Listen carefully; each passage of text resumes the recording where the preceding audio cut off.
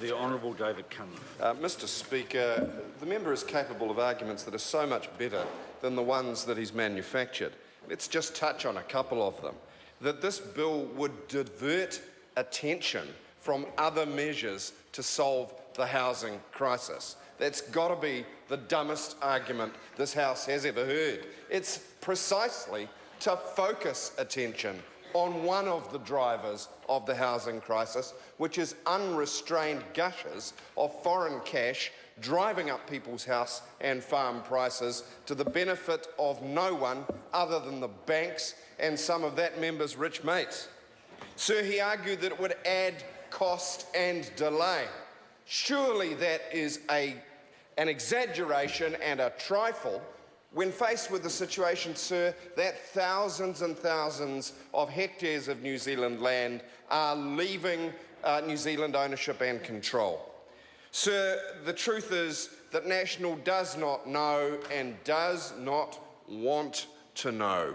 And that has nothing to do with the closer economic partnership with Australia, precisely because Australia already has this kind of register or a similar register. They already have a policy which says that foreigners can build houses in Australia.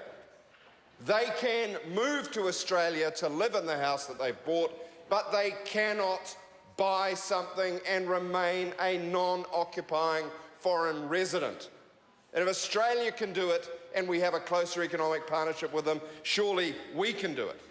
And then there's the argument that it's just xenophobia. No, it's anything but xenophobia, sir. It is to have a fact-based discussion, fact-based policy based on real and actual data about how much of our land in which places is actually under foreign own and control, because only then, sir, can we have a rational discussion as New Zealanders about the future of our country. So this is the first opportunity I've had to speak since Mr Key announced his resignation.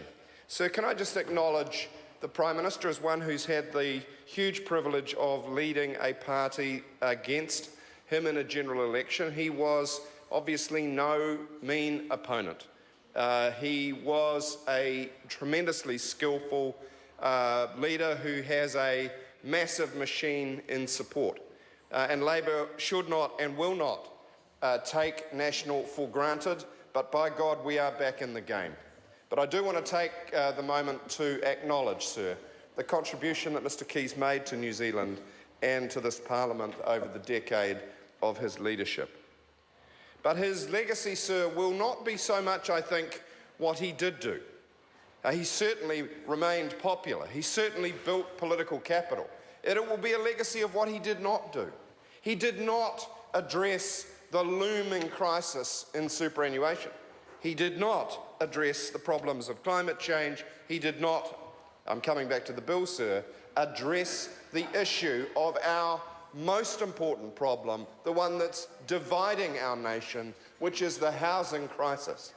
It's not just an issue, sir, for those who are renting rather than owning, who are slipping further and further behind in the Kiwi dream. It's also an issue for those who do own, who are making decisions in their lives based on what they think their wealth is, even though it's created by a bubble, which is partly fueled by unrestrained, migration-driven and otherwise driven foreign investment. That's not to say we don't want foreign investment. We want good foreign investment. We want migration that suits New Zealand's interests. We want to have a diverse, humane, tolerant, creative society. But what we don't want, sir, is to make bad decisions because we lack real information about the extent of foreign ownership of our land and our resources. We have known for many years that it is the whenua that generates life. And when you lose the whenua, you lose your very being. And we, sir, are a small country, and we must have knowledge, and we must have regard of who owns what. Sir, today, faced with a government that steadfastly refuses to address one of these... The member's time has expired. Thank you, Mr. Speaker.